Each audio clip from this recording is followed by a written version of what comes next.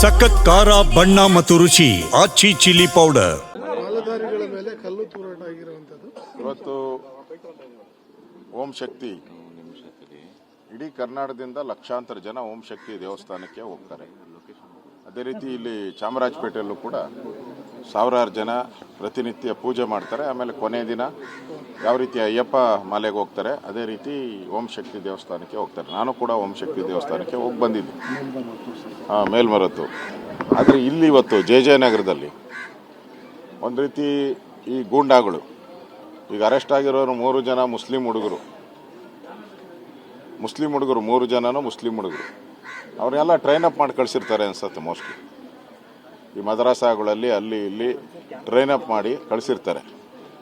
ಪಾಪ ಅವರಷ್ಟಿಗೆ ಅವರೇನು ಗಲಾಟೆನೂ ಮಾಡಿಲ್ಲ, ಏನೂ ಇಲ್ಲ. ದೇವಸ್ಥಾನಕ್ಕೆ ಹೋಗಿ ಬರ್ತಾ ಇದ್ದವಾಗ ರಥ ತಗೊಂಡ್ಬರ್ತಾ ಹೊಂದಿರೋದು ಪ್ರತಿ ವರ್ಷವೂ ಇದೇ ಥರ ಆಗ್ತಾ ಇದೆ ಅಂತ ಹೇಳ್ತಾ ಇದ್ದಾರೆ. ಮತ್ತು ಆ ಹೆಣ್ಮಗಳು ಕ್ಯಾಮ್ರಾ ಮುಂದೆ ಬರೋಕ್ಕೂ ಭಯ ಬೀಳ್ತಾಳು. ಇಂಟರ್ನ್ಶಿಪ್ ಮಾಡ್ತಾ ಇದ್ದಾಳೆ ಅಮ್ಮ. ನನಗೆ ಇನ್ನು 15 ದಿನದಲ್ಲಿ ನಾನು ಸಬ್ಮಿಟ್ ಮಾಡಬೇಕು, ನನಗೆ ಮಾನಸಿಕವಾಗಿ ಟಾರ್ಚರ್ ಆಗೋಗ್ಬಿಟ್ಟಿದ್ದೀನಿ ಅಂತ ಹೇಳ್ತಾ ಇದ್ದಾರೆ. ಆ ಇಂಟರ್ನ್ಶಿಪ್ ರಿಪೋರ್ಟ್ ಮಂಡನೆ ಮಾಡಬೇಕು ಅವರು ಕಾಲೇಜಲ್ಲಿ. ಅದಕ್ಕೂ ನನಗೆ ಆಗ್ತಾ ಇಲ್ಲ ಅಂಥೇಳಿ ತಲೆಗೆ ಗಾಯ ಬಿದ್ದಿದೆ. ಈ ಪೊಲೀಸರು ಬೇಗ ಅಲ್ಲಿದ್ದರೆ ಪೊಲೀಸ್ ಸ್ಟೇಷನ್ ಇದ್ದರೆ ಎಲ್ಲರೂ ಬರ್ತಾರೆ ಅಂತ ಅಲ್ಲ ಆಸ್ಪತ್ರೆ ಇಲ್ಲಿಗೆ ತಂದು ಕಳಿಸ್ಬಿಟ್ಟಿದ್ದಾರೆ ವಾಪಸ್ಸು ಪೊಲೀಸರು ಹುಷಾರಾಗಿ. ಅದಕ್ಕೆ ನಾವು ಹೇಳಿದ್ದೀರಿ ಅವ್ರಿಗೆ, ಏನೇ ಟ್ರೀಟ್ಮೆಂಟ್ ಬೇಕಾದರೂ ನಾವು ನಮ್ಮ PC ಮೋಹನ್ ಅವರು ನಾವು ಎಲ್ಲ ಟ್ರೀಟ್ಮೆಂಟ್ ಮಾಡಿಸ್ತೀರಿ. ಅವ್ರಿಗೆ ಎಕ್ಸ್ರೇ ಏನಾಗಬೇಕಾಗಿದೆ ಅದೆಲ್ಲವನ್ನು ಕೂಡ ನಾವು ಮಾಡಿಸ್ತೀರಿ.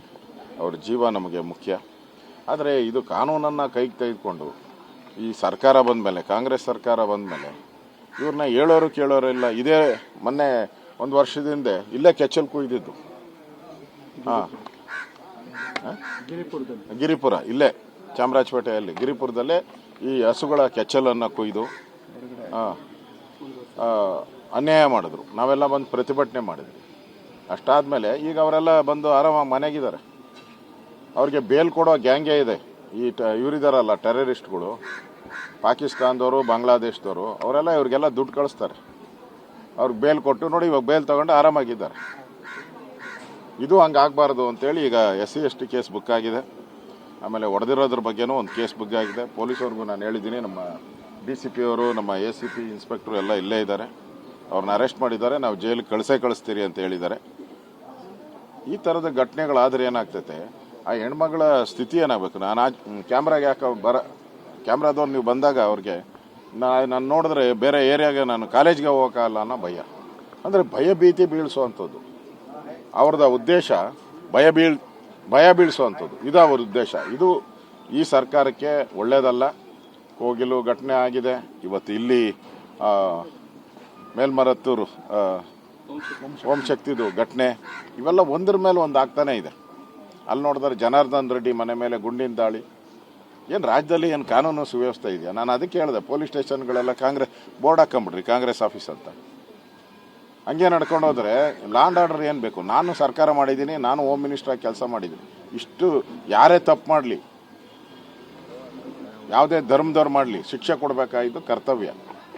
ಇವತ್ತು ಒತ್ತಡದ ಮೇಲೆ ಈ ರೀತಿ ಒತ್ತಡ ಹಾಕಿ ನಾಳೆ ಅವ್ರನ್ನ ಬಿಡಿಸೋವಂಥ ಒಂದು ಗ್ಯಾಂಗನ್ನು ನೋಡಿ ಅವ್ರಿಗೆ ಲಾಯರ್ ಇಟ್ಟಿರ್ತಾರೆ. ಅವ್ರು ಹೋದ ತಕ್ಷಣ ಅವ್ರ ಲಾಯರ್ಗಳೆಲ್ಲ ಬರ್ತಾರೆ. ಯಾರು ಕಳಿಸ್ಕೊಡ್ತಾರೆ ಅಂತ ನಿಮಗೂ ಗೊತ್ತಿದೆ ರಾಜ್ಯದ ಜೊತೆಗೆ. ಇದು ಮುಸ್ಲಿಮರ ಓಲೈಕೆ ಮಾಡುವಂಥ ಸರ್ಕಾರ. ಇದರಿಂದ ನ್ಯಾಯ ಸಿಗುತ್ತೆ ಅಂತ ನಮಗೆ ಅನ್ಸಲ್ಲ. ಈ ದುರುಳರು ತೊಳಗೋವರೆಗೂ ಇಲ್ಲಿ ಹಿಂದೂಗಳಿಗೆ ನೆಲೆ ಇಲ್ಲ ಅಂತ ಅನಿಸ್ತೈತೆ ನನಗೆ. ಅದರಿಂದ ಇದನ್ನು ಕೂಡ ಪೊಲೀಸರು ಸೀರಿಯಸ್ ಆಗಿ ತಗೊಬೇಕು. ಯಾಕಂದ್ರೆ ಸರ್ಕಾರದ ಮೇಲೆ ನನ್ನ ಕಾನ್ಫಿಡೆನ್ಸ್ ಇಲ್ಲ. ಪೊಲೀಸರು ಇದನ್ನು ಸೀರಿಯಸ್ ಆಗಿ ತೊಗೊಬೇಕು. ಇಲ್ಲ ಅಂದರೆ ಇಂಥ ಅನಾಹುತಗಳು 100 ಆಗಕ್ಕೆ ಶುರುವಾಗ್ತವೆ. ಎಲ್ಲ ಓಂ ಶಕ್ತಿ ಎಲ್ಲೆಲ್ಲಿ ಮೆರವಣಿಗೆಗಳು ಹೋಗ್ತಾರೋ ಅಲ್ಲೆಲ್ಲರೂ ಕಲ್ಲು ತೂರಾಟಕ್ಕೆ ಆಗ್ತದೆ. ಅದಕ್ಕೆ ಓಂ ಶಕ್ತಿ ಸಂಘ ಏನಿದೆ ಅದನ್ನು ಕೂಡ ಬೀದಿಗೆ ಬರಬೇಕು. ಅವರು ಕೂಡ ಪ್ರತಿಭಟನೆಯನ್ನು ಮಾಡಬೇಕು. ಅವರು ಕೂಡ ಕಮಿಷನರ್ ಅವರಿಗೆ ಪತ್ರ ಕೊಡಬೇಕು. ಹಾಗಾದಾಗ ಮಾತ್ರ ಇದಕ್ಕೆ ಸರಿಯಾದಂಥ ಪಾಠ ಕಲಿಸೋಕೆ ಆಗ್ತದೆ.